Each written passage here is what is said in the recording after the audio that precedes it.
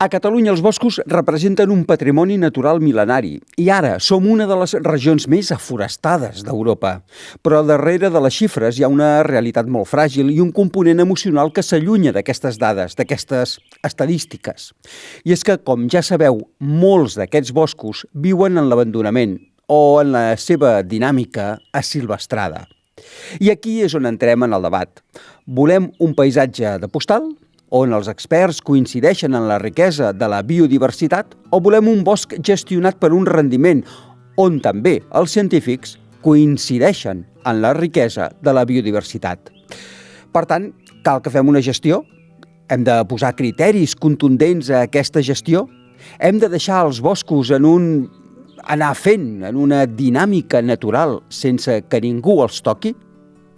És per això que avui volem parlar de la recuperació i de la gestió responsable dels nostres boscos, perquè avui ens hem titulat Els boscos recuperats. Els programes LIFE europeus ens obren camins per restaurar hàbitats degradats, per retornar la vida a espècies molt especialitzades i, de fons, repensar els models de gestió. Projectes com els de Selvens ens recorden que els boscos no són només recursos, són espais madurs, plens de saviesa ecològica, són boscos terapèutics, on la natura esdevé salut i benestar.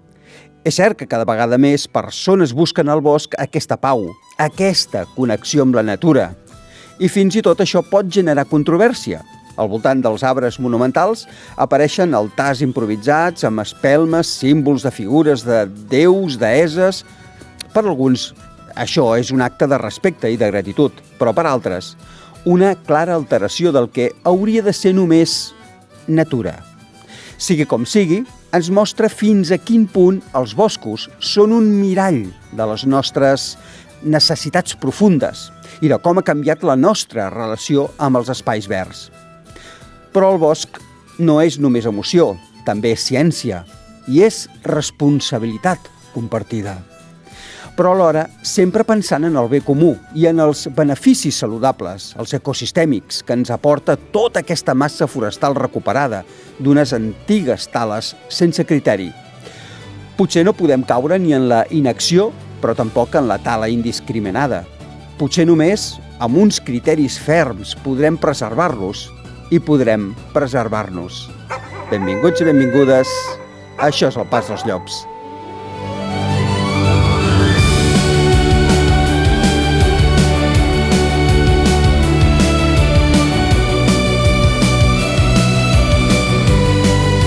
Què tal, gent? Aquests dies heu caminat pels boscos en silenci, amb ganes d'observar? Doncs mireu, nosaltres tenim l'objectiu de posar micròfons per aprendre més. Si voleu conèixer els boscos, no desconnecteu, perquè aquest és el segon capítol que el Pas dels Llops dedica als boscos. En aquests 4 capítols que hem titulat La veu del bosc passaran persones dedicades al bosc i ens oferiran la seva personal i la seva professional experiència. Avui parlarem amb una persona que ha encapçalat molts projectes LIFE i que ara es dedica a la docència a l'UBIC, a la Universitat de Vic. I parlarem també amb la gent de Selvens, que fa anys que dedica la seva ONG per conservar boscos i són els responsables d'engegar la primera càtedra a la península sobre boscos. Abans de res, vull apropar-me a un bosc molt màgic que tenim aquí a Banyoles. Doncs vinga, va, sortirem dels estudis Picarols que tenim aquí a Banyoles, calcem-nos unes sabates còmodes per caminar i carreguem l'equip, micròfons, cables i tot el que faci falta. Vinga, va, som-hi, que comencem!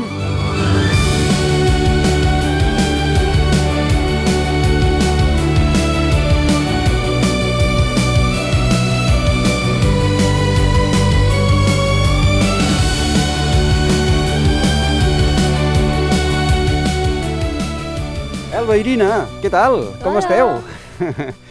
Escolta, m'heu portat en aquest bosc molt xulo, eh? Com es diu aquest bosc? Mira, aquest bosc es diu... també es diu Bosc de Fades i també es diu el Bosc de les Estunes. El de les Estunes? Que vol dir esquerdes. I com podem veure aquí nosaltres, està ple.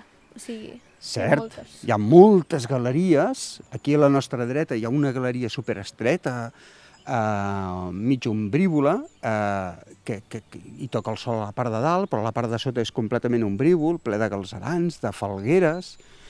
Realment és un lloc que sembla màgic i tot, És tremendo, És molt, molt xulo aquest lloc. Escolta, i aquestes roques que hi ha per aquí, sabeu quines són o què?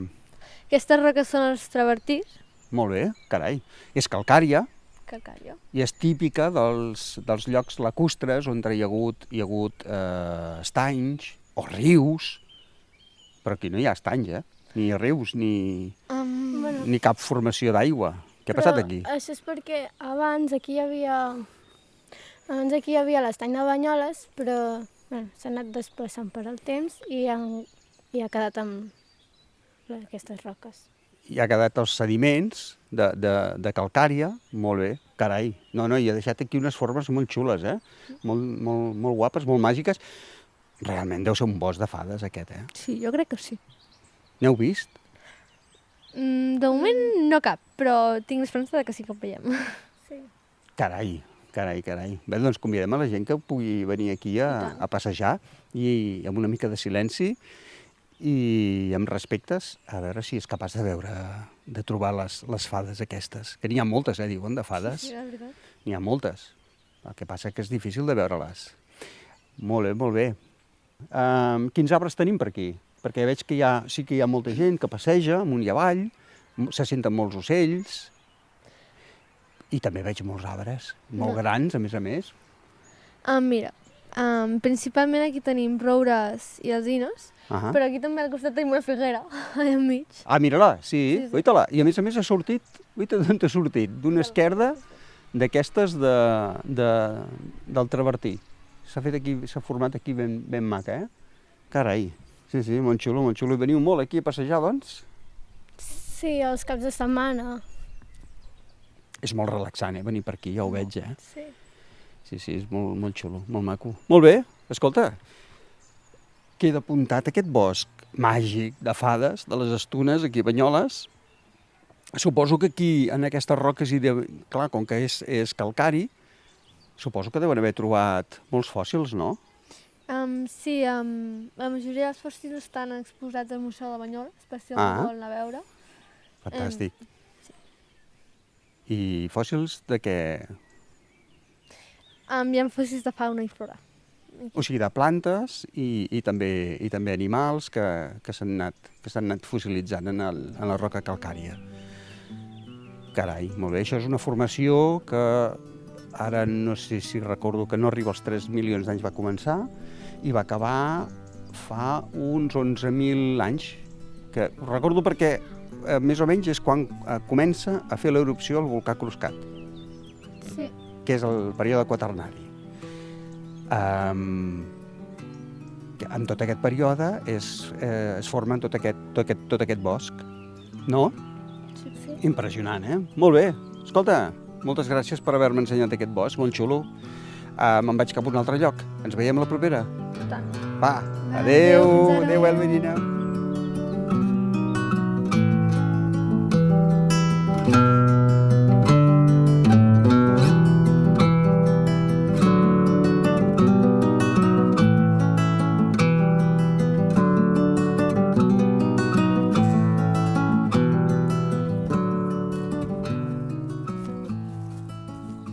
Vale, doncs vinga, estem aquí en els boscos terapèutics de la ciutat de Girona.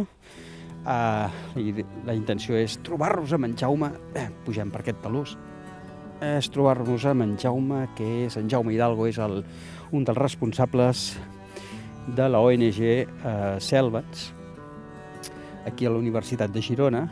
Mira, i a veure què ens explica, què és Selvens i què és el que fan amb aquests boscos que protegeixen. Mira, anem per aquí aquest caminet. Mira, sembla que ja el veig. Mira, Jaume, ei. Jaume, què tal? Com estàs? Molt bé, per sort.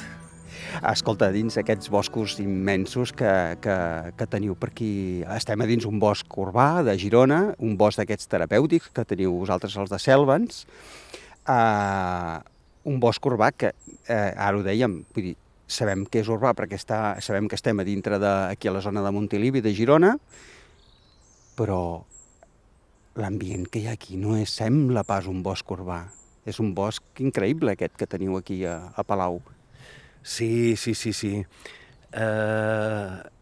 Aquests boscos que tenim la sort, no?, de tenir de vegades al mig del teixit urbà i altres vegades a la perifèria, però a la vora, són molt importants de preservar, perquè són aquells que poden oferir millor servei a la societat, no? Perquè són els de més ben arribar, de bon arribar, no has de menester el vehicle, no hi pots anar a peu, per tant són oportunitats excel·lents tant per que en gaudeixin les persones com també per tenir ecosistemes forestals a prop. Va, anem a pams. Una cosa que no s'ha dit mai, una pregunta que no t'han fet mai segur. Què és Sèlvens? Què fa Sèlvens?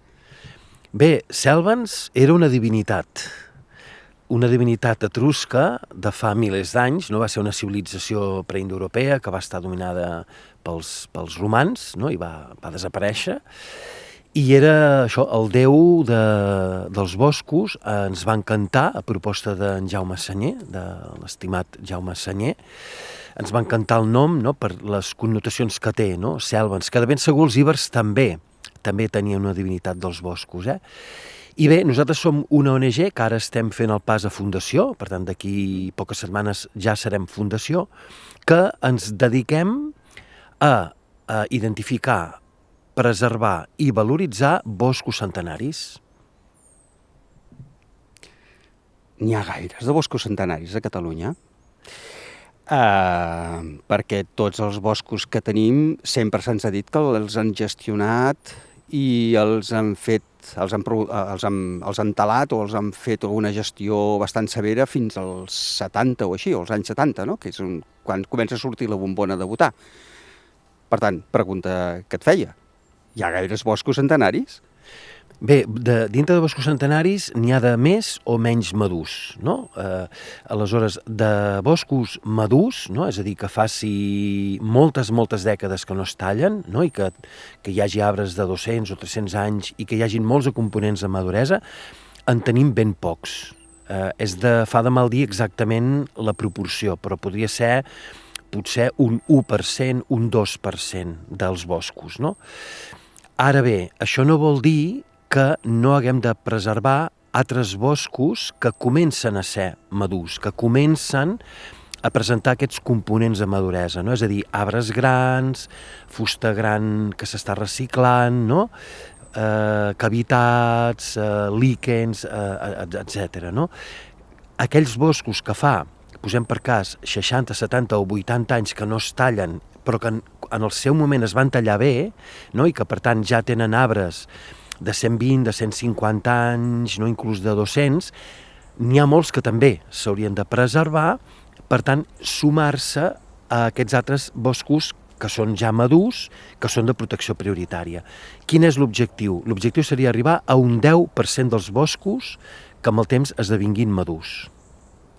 A veure, sembla un projecte molt xulo això que m'estàs explicant. És a dir, Sèlvens el que vol fer és potenciar aquests boscos perquè alguns d'aquests boscos siguin madurs. És a dir, n'hi ha uns que ja estan en aquesta línia, en aquesta recta de vies de maduresa, vosaltres els protegiu. Però, a veure, sempre s'ha dit que els boscos són privats. Com us ho feu, això? Perquè heu de parlar amb el propietari, llavors. Heu d'arribar a un acord, a una gestió un acord de gestió per treballar aquests boscos. Això és molt difícil? Com es fa això? Clar, no és fàcil. I jo crec que has tocat un concepte cabdal, no?, que és la propietat dels boscos. Per nosaltres és fonamental la complicitat de la propietat forestal fins al punt que és una part important dintre del patronat de la Fundació Sèlvens. O sigui, la propietat forestal és condicio sine qua non. I sempre treballem des de la voluntarietat, és a dir, des d'un acte voluntari de la propietat per preservar aquell bosc. Mai dels mais s'ha obligat o s'ha, diguéssim, declarat un bosc preservat sense l'acord amb la propietat. Sempre s'ha fet amb una custòdia, amb una entesa i de vegades amb una compensació econòmica amb un retorn a la respectiva propietat. O sigui, recupereu els boscos en vies de maduresa, parleu amb els propietaris, feu uns pactes, uns tractes, i quan tenim els boscos en vies de maduresa, què? És a dir, aviam, què aconseguim tenint un bosc madur? Què és un bosc madur i de què serveix? Un bosc madur, que m'imagino que pel que estem dient, són boscos vells que han passat o tenen en general una longevitat, no sé de quina edat, 100, 200 anys, i per què serveixen? Sí. Quina funció tenen aquests boscos madurs? Efectivament, aquests boscos madurs tenen arbres de 100, de 200, de 300, de 500, amb el temps n'hi pot haver inclús fins a 1.000 anys, Aleshores, aquests boscos són indispensables de propiciar-los en el mosaic agroforestal. N'hem de tenir. Per què? Perquè en aquests boscos s'hi concentra la major part de la biodiversitat forestal.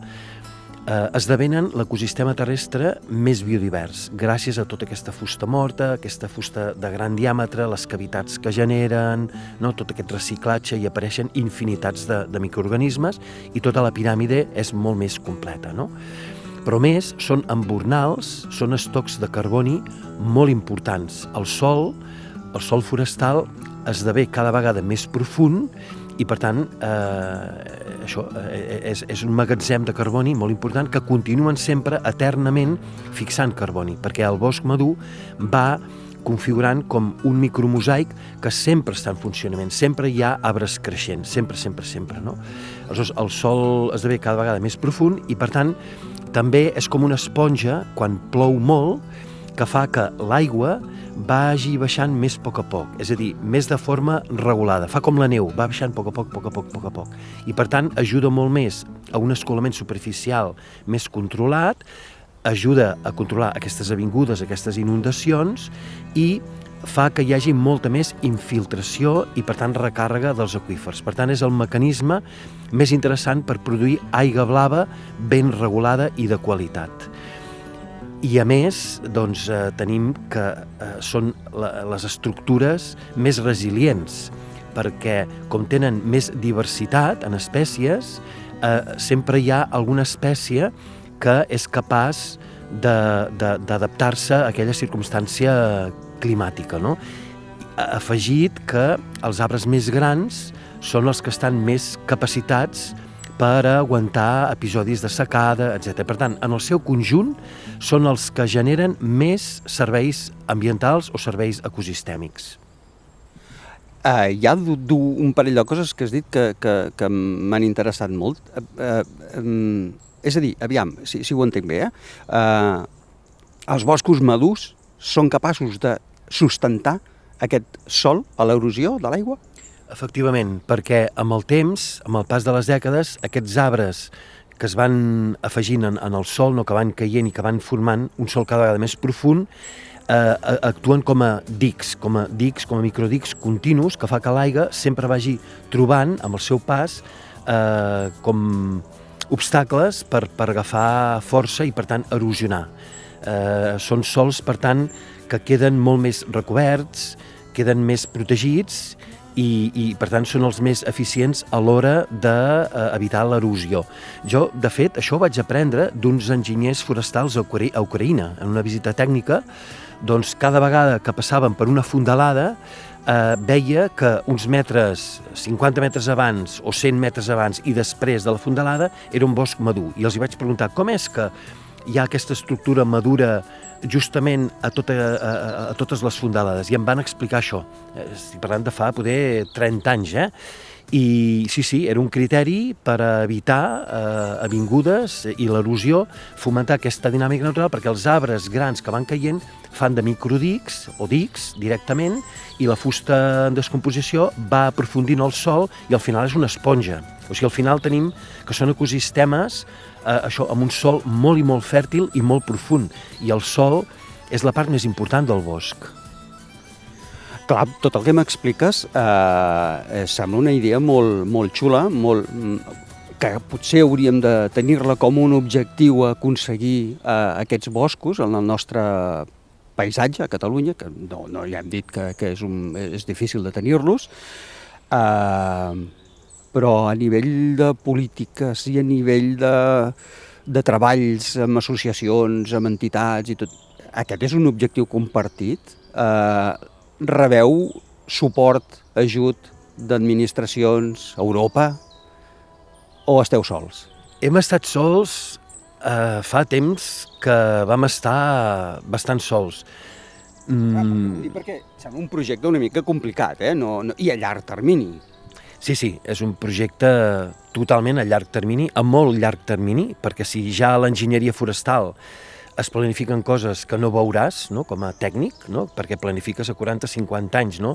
En aquest nostre cas de Selvens, estem parlant de bastantes generacions, no? Perquè aquests boscos la idea és que es preservin a molt llarg termini. Però sí que hem de dir que a poc hem anat trobant major suport. No? Tot aquest context legal, no? Normatiu, estratègic, cada vegada va recollint més la necessitat que s'ha de conformar una xarxa de boscos a dinàmica natural.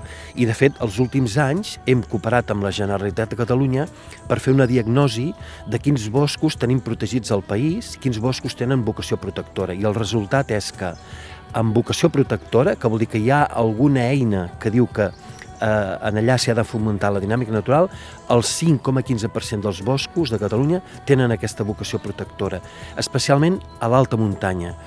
Però que estiguin protegits de forma robusta només el 0,5%, que és un percentatge baixíssim, dels més baixos d'Europa, i que per tant hem d'incrementar urgentment fins a aquest 10%, que és el que ens estableix l'Estratègia Europea de la Biodiversitat.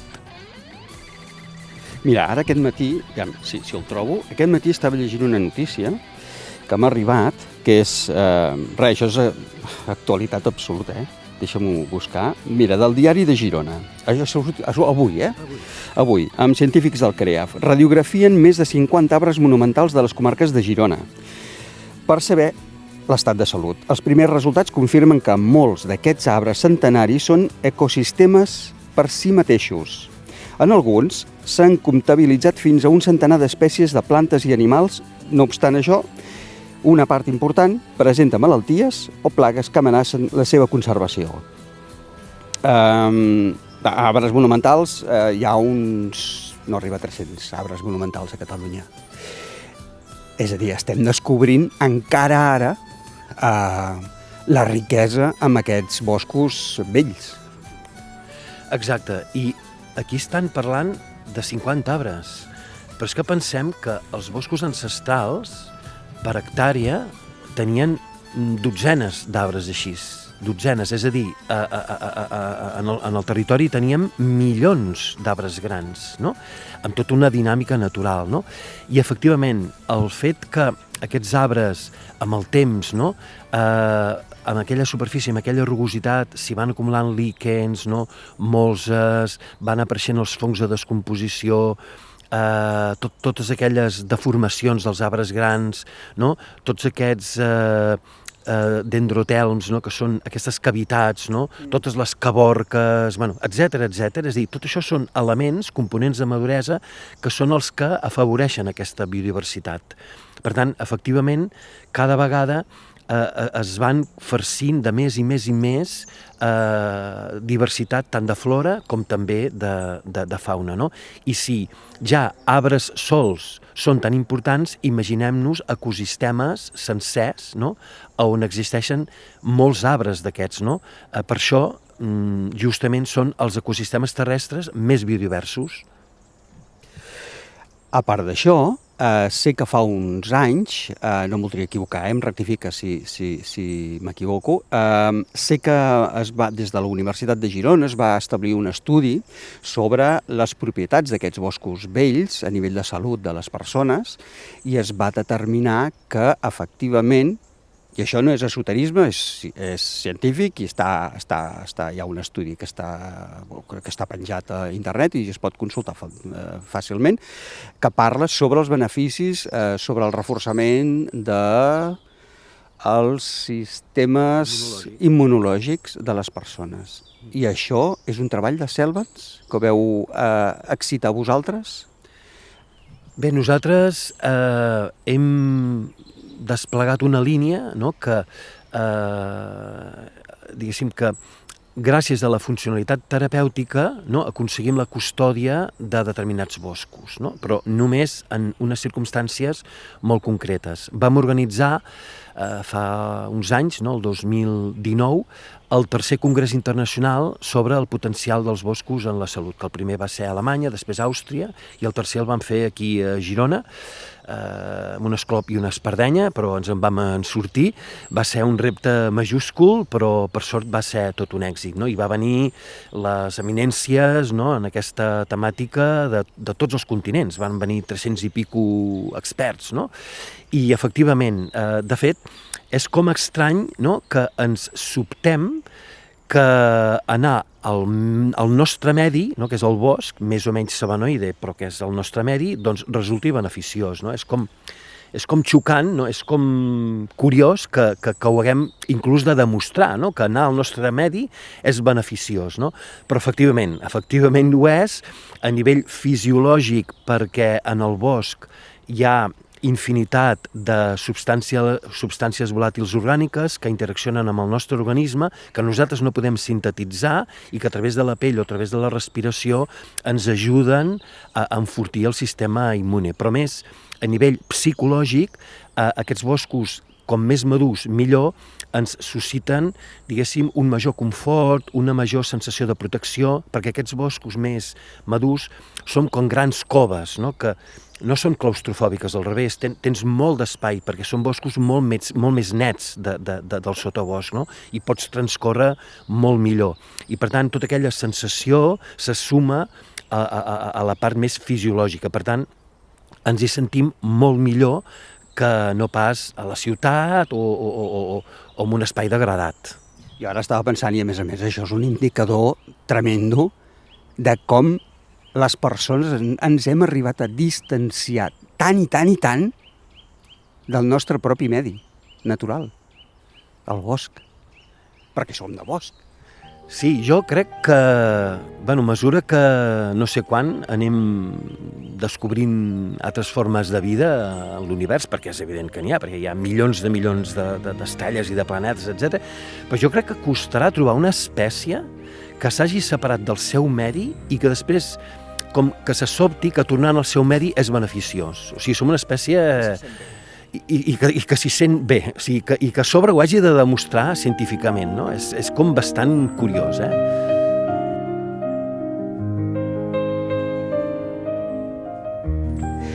Doncs què deu fer? Uns 3 anys i 4 anys, vosaltres, Selvens, heu presentar a la UDG la primera càtedra del bosc, primera càtedra d'on? De la península? Efectivament, sí. Déu-n'hi-do, això, Déu-n'hi-do, sí, a sobre, no?, com ens avorríem, vam dir, vinga, va, doncs crearem una càtedra a sobre. Va ser una proposta de la delegada pel territori de la Universitat de Girona, de la Carolina Martí, d'aprofitar l'embranzida, no?, i la iniciativa de l'entitat i constituir una càtedra del bosc. I efectivament és la primera que hi ha a la península Ibèrica, perquè ni a l'estat espanyol ni a Portugal ni a cap altre, i vaja, a poc anem guanyant inèrcia, no? Tenim una activitat formativa ja Déu-n'hi-do, no? 2 microcredencials, no? En prevenció d'incendis, en serveis ecosistèmics i com valoritzar els boscos, tenim el postgrau de bosc i salut, anem fent cooperació doncs, amb diferents actors i tenim la sort, no?, que la direcció científica l'ha entomat Joan Noguer, que ha estat el director de l'Observatori del Paisatge, no?, el seu fundador, i per tant és un honor que el tinguem com a director científic i bé, i des de Selva ens donem cobertura a tota aquesta activitat tècnico-científica per projectar a la societat els valors del bosc.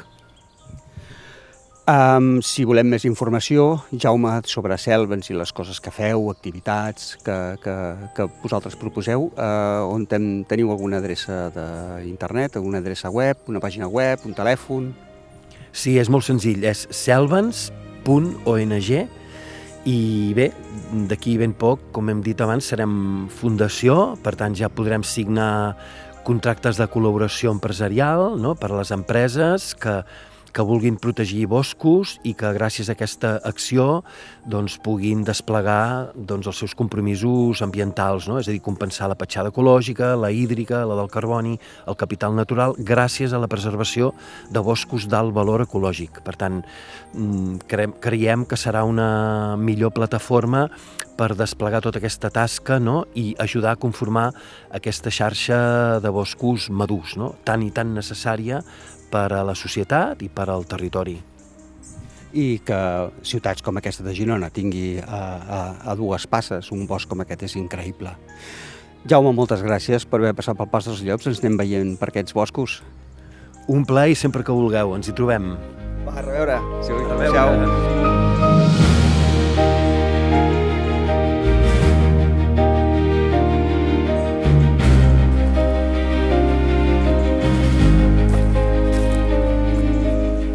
Vinga, va, doncs, nosaltres tornem cap als estudis Picarol de Banyoles i farem el comiat del programa des d'allà, des de l'estudi. De moment us deixaré amb l'entrevista que vam gravar amb en Jordi Camprodon a la Universitat de Vic, que per cert, gràcies, molt agraïts a la Universitat de Vic per haver-nos cedit una sala. I pareu molta atenció a aquesta entrevista amb en Jordi Camprodon, perquè és d'aquelles persones també que explica coses molt interessants, porta molts anys treballant els boscos, recuperant boscos, i ens pot donar una visió molt, molt interessant. Espero que us agradi. Va, ens veiem després? Vinga, fins ara!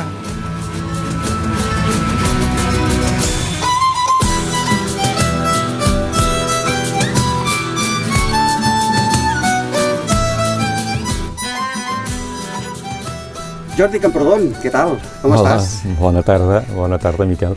Va, a veure, fem una mica de presentació. Jordi, tu ets doctor en biologia, a més ets professor de biologia de la conservació, tècniques de restauració del medi, fas el seguiment i gestió de fauna, fas la zoologia aquí a la Universitat de Vic. Sí. I a més, has participat o has dirigit els programes live, el Taxus, programa Live Taxus de les Teixedes, l'Alnus dels boscos de riu, l'Alnus glutinosa, i em sembla que em deixo el de les pinedes a Solsona. Sí, bueno, uns quants, sobre pinedes de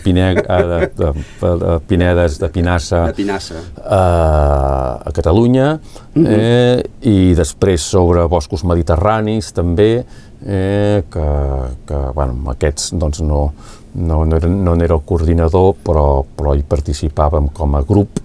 Eren projectes, doncs, en aquest cas, dirigits per diferents organismes del món forestal, i el Centre Apropiat Forestal, el cas del Life Pinassa, i el Consorci Forestal de Catalunya, en el cas del Life Biorgés, que anava sobre boscos mediterranis. Tots ells, aquests dos últims, anaven sobre la integració de la conservació de la biodiversitat en la gestió forestal. I quan entres en un bosc, en un hàbitat d'aquests que has recuperat, que hi ha hagut una feina al darrere, m'imagino, monumental, de força temps, anys estem parlant, amb un projecte d'aquest tipus, què és el primer que sents? Bona pregunta. Què és el que et diu aquell bosc que has estat, en el que has estat recuperant? Cada persona té, penso, la seva aproximació en el que és un bosc. Alguns poden tenir una aproximació més, podríem dir... Més emocional? Més emocional, l'altra és més prosaica, més veient-hi no sé, doncs, els recursos que ofereix aquell bosc, i altres potser que serà una visió doncs com més neutra, de dir, bueno, és un lloc on vaig a passejar i que sí, però que no s'hi ofereix, sí, que no hi tenen una relació, podríem dir, afectiva massa marcada, no? I bé, podies trobar de tot. Amb una tegeda, home, a veure, amb un bosc de ribera, clar, són uns boscos molt particulars que ja de per si t'hi endinses amb una visió una mica, amb un cor obert, podríem dir, amb una mentalitat oberta, són boscos emotius, boscos que et desperten doncs, un sentiment de pertinença a la terra, per exemple, d'admiració, sobretot quan estem parlant de boscos tan escassos i amb arbres, diguéssim, que poden viure centenars, fins i tot milers d'anys, com puguin ser les teixedes, o els boscos de ribera, que són els boscos que es fan al voltant del riu i que quan estan en el seu punt de màxima exuberància, doncs són boscos molt diversos i molt dinàmics, no? Un cop de riu es modifica, per exemple, no són mai iguals. Vull dir que aquesta part emotiva jo penso que és bo, doncs que la tinguem, perquè és una manera també de saber apreciar millor aquells valors que ens ofereixen a la societat o a la humanitat. Noteu molts canvis en aquests boscos? Sí, a veure, una de les nostres, diguéssim, missions és poder anar fent un seguiment d'aquells boscos en els quals hem fet o bé simplement un estudi, o bé, sobretot, quan hi hem fet algun tipus d'actuació, per exemple, per la seva millora, o per compatibilitzar algun tipus d'ús o d'aprofitament amb aspectes de conservació. Clar, per aprendre realment el que ha passat allà, doncs, i els efectes no solen ser immediats, i necessites temps. Necessites anar-hi al cap d'un any, al cap de 2, potser tornar-hi al cap de 5, o al cap de 10, o al cap de 25, perquè els canvis en els ecosistemes forestals són lents. En altres ecosistemes són més ràpids, com els ecosistemes aquàtics, el riu, per exemple, flueix. Les llacunes s'omplen i s'assequen. Llavors els canvis allà poden ser molt ràpids. En un bosc també ho poden ser, però si no hi ha grans pertorbacions, com un incendi o una tempesta que tompi molts arbres, els canvis són més lents, degut a que són el principal protagonista dels boscos, que són els arbres, doncs tenen un creixement lent i van acumulant biomassa de mica en mica, i els canvis passen en decennis, d'anys. Els boscos són sistemes molt complexes, perquè, clar, no només hi ha arbres, hi ha molta vegetació associada, tot el sotabosc són elements que ofereixen més diversitat que el mateix estrat arbori. O són l'ecosistema més, diguéssim, més divers del planeta. Més divers del planeta? Sí, del planeta emergit, diguéssim, l'equivalent en els mars serien els esculls de corall, però esclar, és l'ecosistema més complex i més divers que hi ha. Només per això ja et diu que tenir-ne cura vol dir potenciar bona part de la biodiversitat del planeta.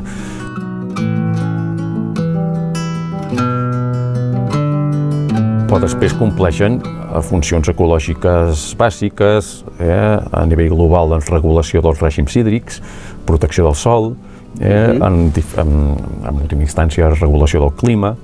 Doncs clar, tots que això són serveis ecosistemes bàsics.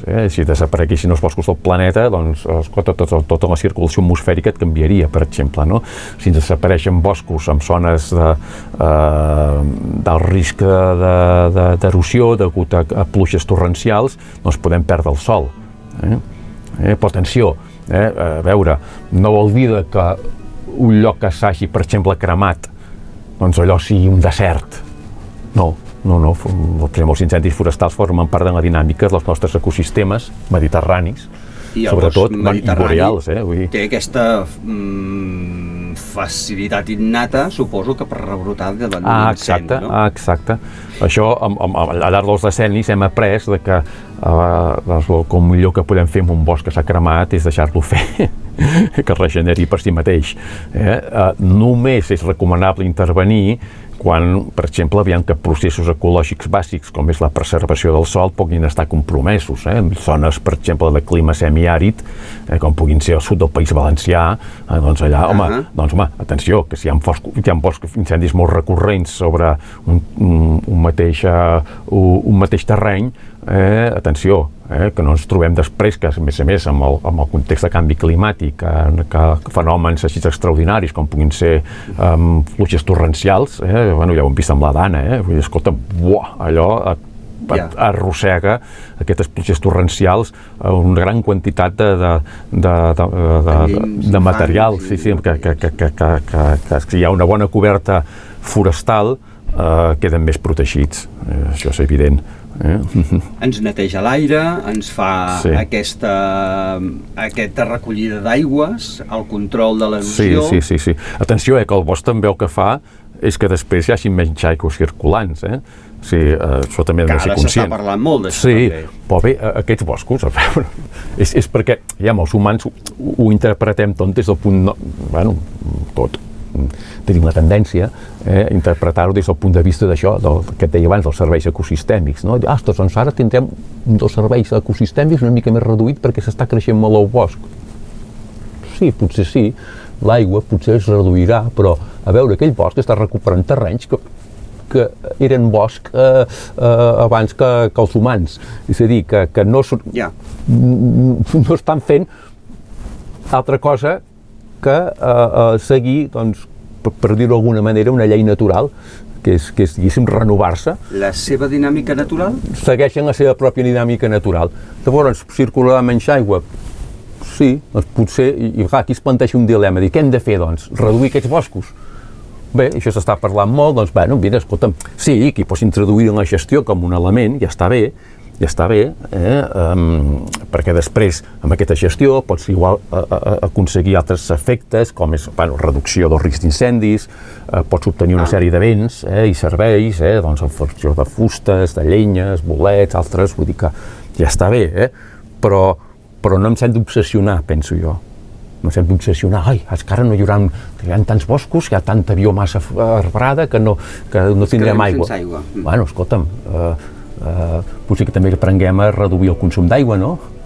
Que som uns grans consumidors d'aigua, enormes consumidors d'aigua, doncs potser que anem per aquí, i llavors no necessitarem tant anar a regular les fonts.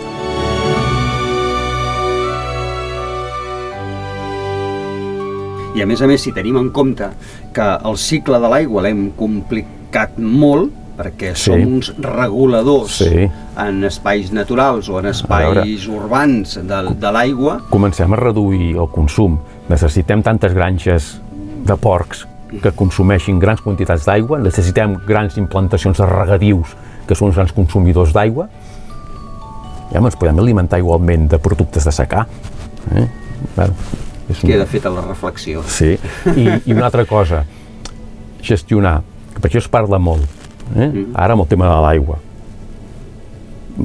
però des de sempre amb el tema dels incendis. És que hem de gestionar els boscos perquè si no es cremaran de cap a cap del Pirineu, no? Ara es diu, aquests boscos de nova generació, que clar, ja hem vist que hi ha aquests efectes, però i ja està bé que ens plantegem coses, podem fer una gestió sostenible d'aquests boscos, però jo em pregunto, en serem capaços?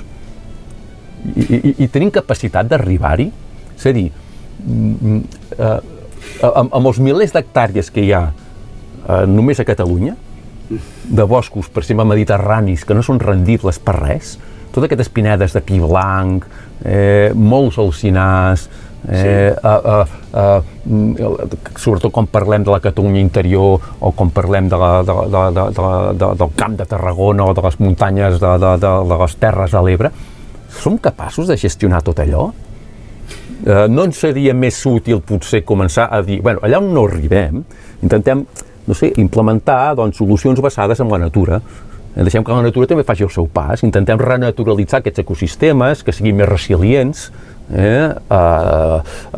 que puguin, diguéssim, continuar oferint els seus serveis, però no obsessionar-nos del que s'hem de gestionar, perquè fins a quin punt hi arribarem? Clar, és que, veus, m'agrada haver arribat a aquest punt, perquè els que no coneixem massa el bosc, jo crec que tenim un cau de contradiccions molt grossa. Sí. És a dir, i els que, a més, tenim aquest esperit més aviat conservador del bosc i de les espècies, quan ens sentim a parlar que els boscos s'han de desforestar, s'han de gestionar, ens tremolen les cames, perquè, clar, si hi ha molta massa forestal, com la que sembla que és evident que hi és, que hi ha molta més massa forestal que fa uns anys enrere, això vol dir que tenim més biodiversitat, menys biodiversitat, posem en risc els treballs que fins ara s'han anat elaborant perquè facilitem uns incendis que sembla ser poden actuar d'una manera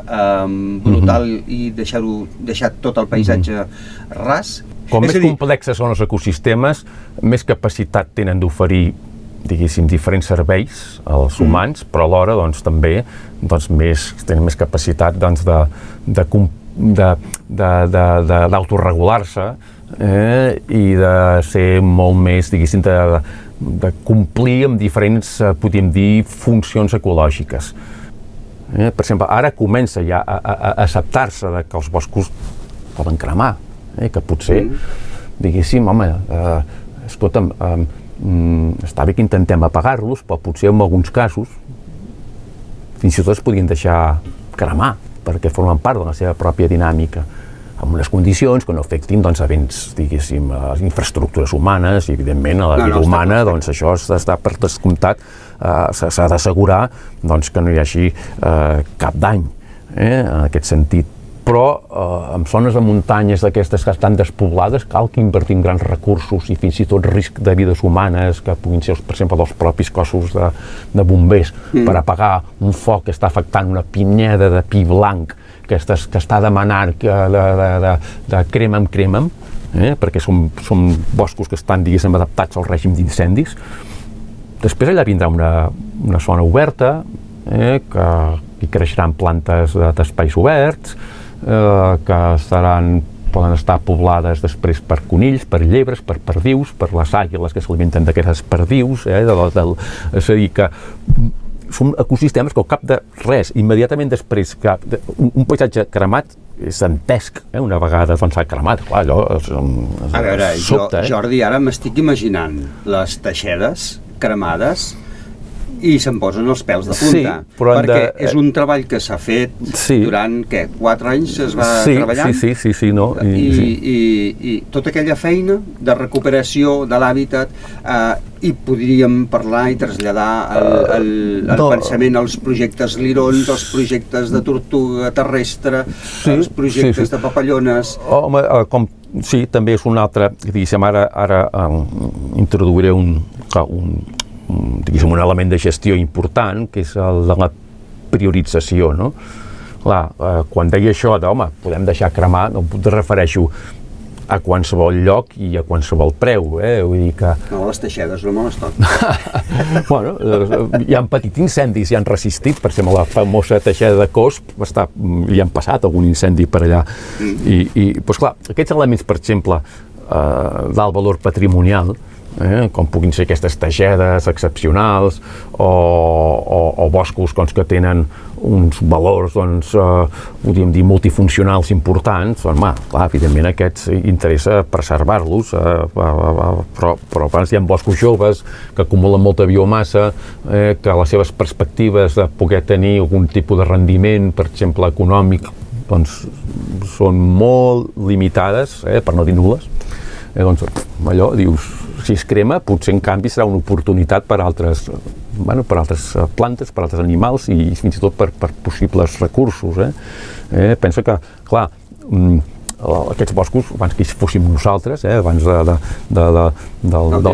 Neolític, i fins i tot abans del Paleolític, perquè els paleolítics ja feien servir el foc com a eina de gestió, doncs es cremaven naturalment, i podia haver-hi un incendi de milers d'hectàrees tranquil·lament. Passa que llavors no passava res, a nivell, clar, els humans, doncs mira, canviaven de lloc, però clar, ara tenim unes classes que ja estan complexes, i a més amb entorns mediterranis, que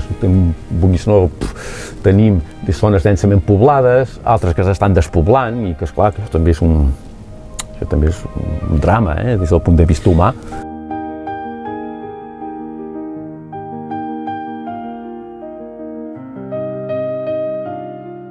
Els rius els hem tocat a gust i plaer, els hem modificat. Sí.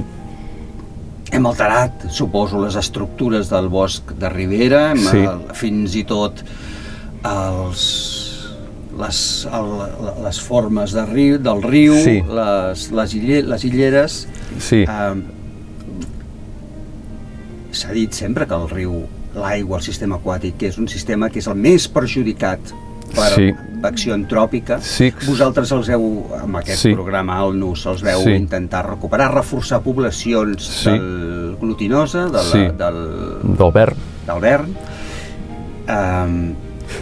Els boscos de ribera són tan importants per la societat, més del que potser ens podem imaginar. Sí, exacte. Els rius, clar, són els que acaben rebent, diguéssim, tota la influència del que es fa a la seva conca. Que si transformes la seva conca de forestal agrícola, doncs ells reben aquesta influència. Que la transformes després en espais urbanitzats, doncs reben aquesta influència. Vull dir que són els últims receptors, perquè esclar, ells, tota l'aigua que drena, que drena des de les capçaleres fins a la desembocadura, doncs és la receptora del que s'hi està fent allà. Evidentment no és la mateixa qualitat una aigua d'una conca forestada que una conca, diguéssim, que està urbanitzada. La qualitat d'aquella aigua serà totalment diferent. Llavors, per exemple, ara enllaçant amb el bosc de ribera, conques desforestades, doncs, clar, què passa? Doncs que estan molt més sotmeses a l'embat, diguéssim, de les inundacions. Per què? Doncs perquè hi ha molta menys evapotranspiració, perquè la mateixa vegetació el que fa és retenir les partícules d'aigua i els sediments. Clar, si tu desforestes, tota aquella aigua, cada gota pot portar partícules de sol que augmenten el seu volum i s'augmenta la velocitat perquè no hi ha qui interfereixi, no hi ha vegetació que interfereixi amb aquesta aigua, llavors venen els grans episodis d'inundació que es veuen incrementats. Els boscos a nivell de conca i en particular els boscos de ribera ajuden a esmorteir els efectes de les inundacions.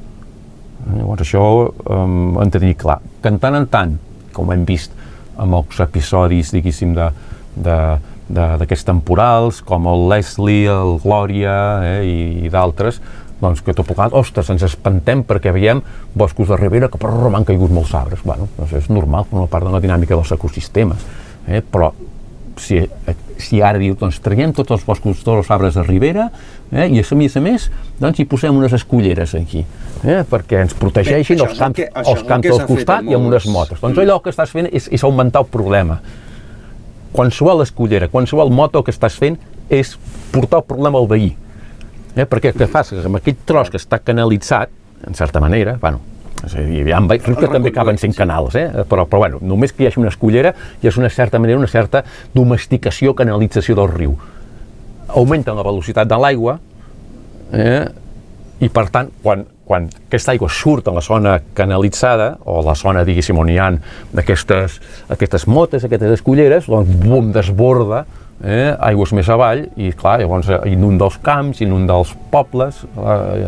És a dir, que la tendència actual arreu del món, i això és el que postulen no només ecòlegs, sinó hidromorfòlegs, hidròlegs, que diuen, ostres, hem de recuperar la dinàmica natural dels rius, recuperar les planes d'inundació allà on sigui possible, o sigui, treure aquestes barreres, perquè el riu, a mesura que lamina, que s'estén per la plana d'inundació i que pot ser que s'inundin camps, s'inunden prats, és el que ha de passar. Però després, aquells efectes d'una riuada queden totalment esmorteïts. Ja no hi ha una inundació, per exemple, del poble de més avall, perquè l'aigua s'ha escampat, ha laminat per llocs que formen part de la seva pròpia, diguéssim, plana d'inundació. O sigui, s'hauria d'alliberar, amb la mesura del possible, aquestes planes d'inundació d'infraestructures. A nivell d'urbanisme, m'imagino que aquestes alçades, vull creure que aquestes alçades molts municipis tenen bastant clar. M'agradaria pensar això. Home, a veure, aquests episodis que hem tingut, per exemple, el Glòria ha sigut una lliçó que suposo que alcaldes i població en general han après, espero, d'aquesta lliçó, no? I com que el missatge aquest també en mica va calant, veus que potser s'ha canviat també el paradigma, no? De dir, home, doncs potser no hauríem d'estar urbanitzant tant. A vegades haurem sentit moltes vegades dir, és que els boscos de ribera, els boscos de riu, doncs, ostres, ens poden fer trencar el pont aquell. Dius, ja, si un cop de riu pot trencar un pont, és que aquell pont està mal fet. Està mal dissenyat. Els ponts, hi ha ponts medievals que no han caigut mai. I aquells ponts medievals és perquè estaven ben fets. I de ponts medievals que han caigut també n'hi ha molts. Els que no han arribat fins avui en dia són els que no estaven ben fets. O sigui, que tenim la capacitat tècnica per poder fer ponts que travessen el riu que preveuen les crescudes extraordinàries d'aquest riu. I no caure. És a dir, aquesta por ens hauríem de començar a replantejar el problema, no és el riu. Assumim que el riu ha de recuperar els seus episodis, diguéssim, de crescudes, perquè a més aniran a més amb el context de canvi climàtic. Plantegem-nos de dir, home, doncs quan fem obra civil, intentem fer-la adaptada a aquesta dinàmica dels rius i adaptar el pont, encara que surti més car, a aquestes circumstàncies, perquè al final, quan no es fa això, diguéssim, les reparacions acaben sent més cares que la inversió que tu has fet en el seu moment.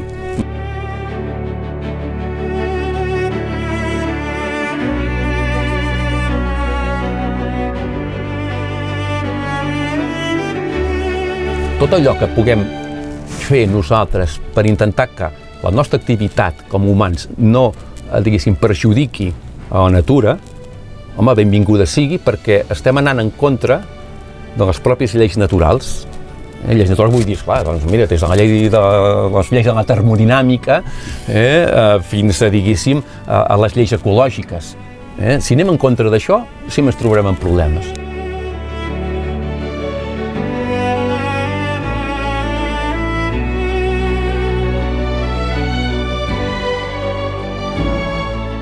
Per ser feliços tampoc necessitem tenir tants béns de consum, tantes coses.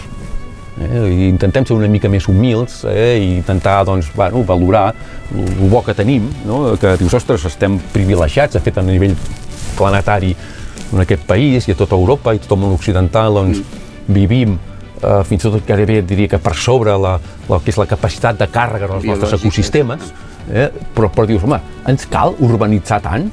Ens cal tenir segones residències esteses per tot arreu, per exemple, ens cal consumir tanta aigua, ens cal anar amb el cotxe a tot arreu, però clar, tot allò té un preu. Imagina't tota la humanitat consumint el mateix que nosaltres, aquest món col·lapsa. Col·lapsa.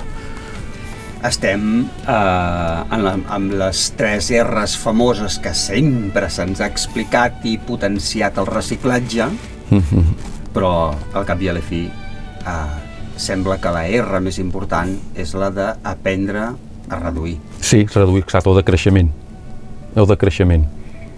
Molt bé, ara tu que ets professor aquí a la Universitat de Vic, de Biologia i Zoologia, què és el més important o el que intentes transmetre als alumnes que venen a fer biologia? evidentment, biologia és una disciplina que, esclar, és l'essència de la vida. Llavors, imagina't el que engloba tot això, no? I, clar, com a tal, doncs, té un atractiu que fa que molts estudiants vinguin aquí per una qüestió molt, podríem dir, vocacional, o que els hi atreu allò, sense plantejar-se de si és útil o no per la seva vida futura professional, no? Que també, però és una, ja d'entrada, diguéssim, és una carrera que podríem dir una mica com la filosofia, no? Que estimula molt el coneixement pel coneixement, això d'entrada, però després que té una vessant molt aplicada, no? Perquè intenta una mica millorar, doncs, no només el coneixement, sinó també, diguéssim, podríem dir, en certa manera, doncs, la qualitat de vida dels éssers humans, doncs, amb els seus camps d'aplicació, com pugui ser la biologia, la conservació, o pugui ser, doncs, la biomedicina, o la biotecnologia, i això.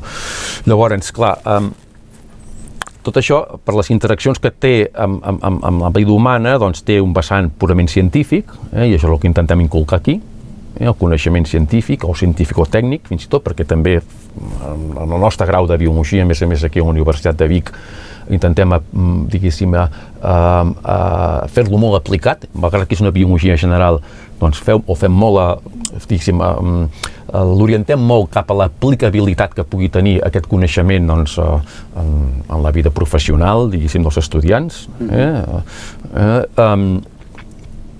O sigui que no només, diguéssim,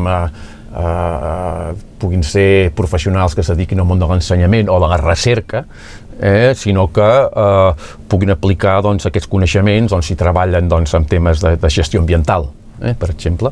Ho apliquem molt des d'aquest punt de vista. Allò que es coneix, o que s'ha dit sempre, el biòleg de bota o el biòleg de bata. Sí, i vull dir, aquí agafem els dos vessants, tot i que el vessant de bota està com està molt present, sense oblidar el de bata, i però clar, també després, com que acabem doncs, tractant aspectes que s'interrelacionen amb totes les activitats humanes i el medi natural, doncs clar, fa que també hi hagi els aspectes ètics que també els tenim molt en compte, o la perspectiva social, no? De que, bé, tots s'ha de comprendre com funciona la natura, però també s'ha de comprendre com funcionen les societats humanes.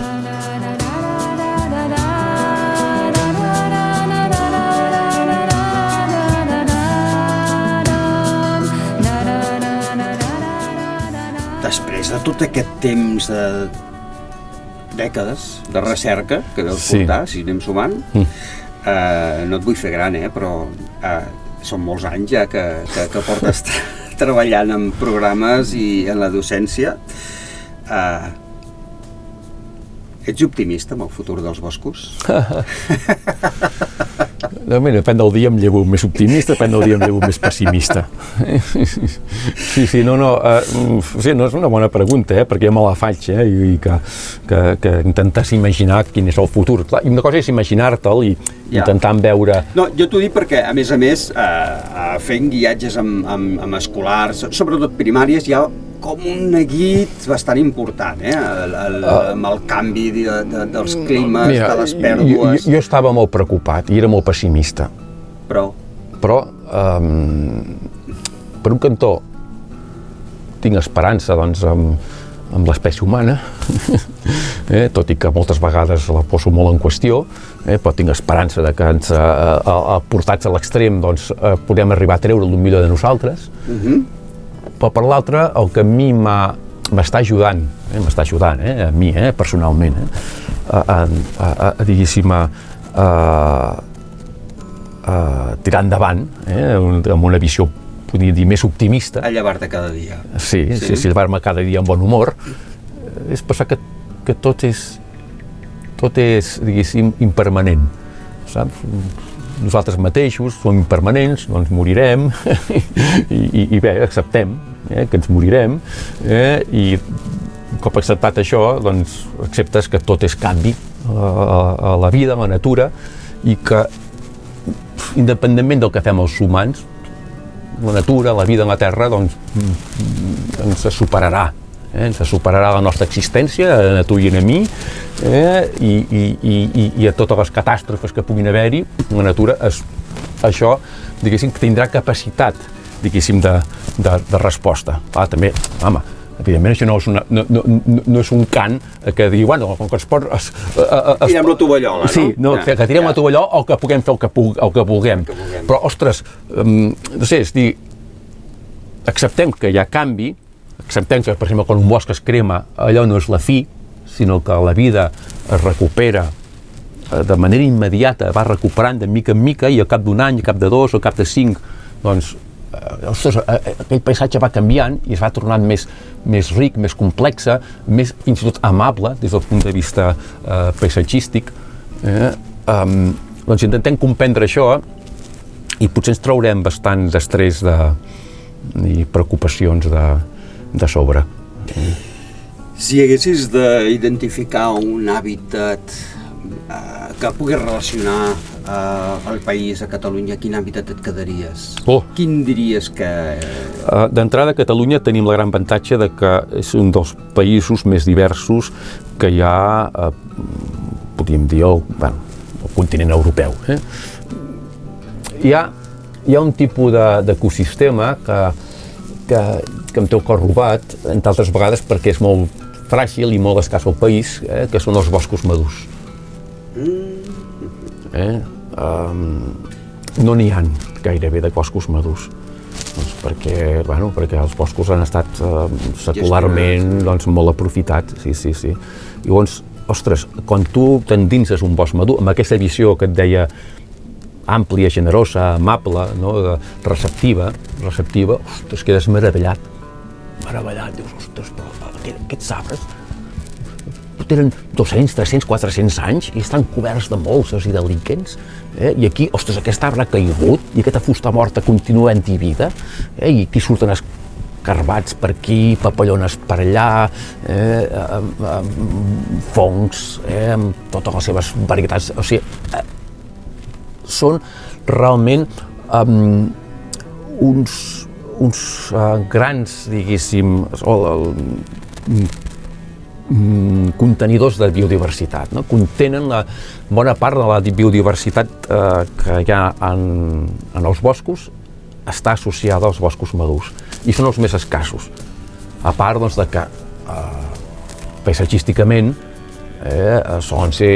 acostumen a ser boscos espectaculars, que clar, justament degut a la seva gran complexitat, degut a que hi ha tots els processos des del naixement d'un petit arbre fins a la seva decadència i mort, tens tots els estadis de la vida.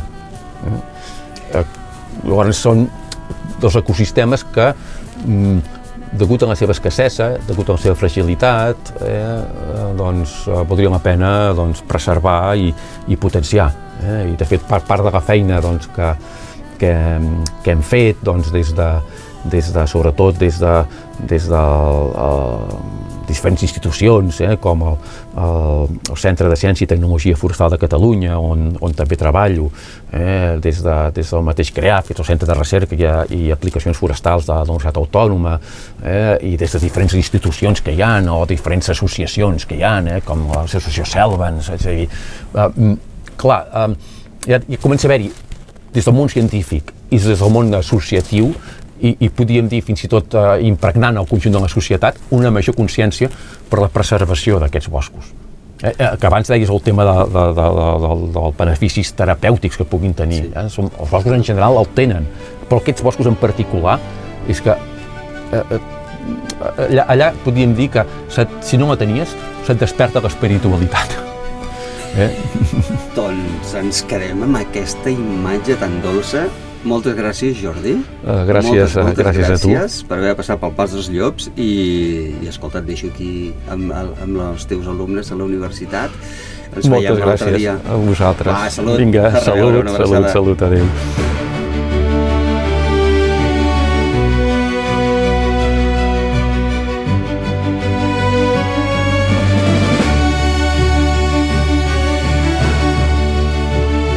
Avui hem fet un recorregut amb tots els colors i sons del bosc. Lamento que el so precisament de l'entrevista amb en Jordi Camprodon no hagi estat la millor. Ja mirarem d'arreglar-ho per les properes. Nosaltres ens veurem en el proper reportatge, si ho preferiu, per aquestes muntanyes, vosaltres mateixos. Us convido que entreu al Refo, al refugi.org, i seguiu-nos a les xarxes socials. Seguiu-nos al Pas dels Llops. Avui l'han fet possible l'Elba, la Irina, en Jordi Camprodon de l'UBIC i en Jaume Hidalgo de la Fundació Selvans. Agraïm també a la UDG, a la Universitat de Girona. També vull agrair a la UBIC, a la Universitat de Vic, per cedir-nos la sala.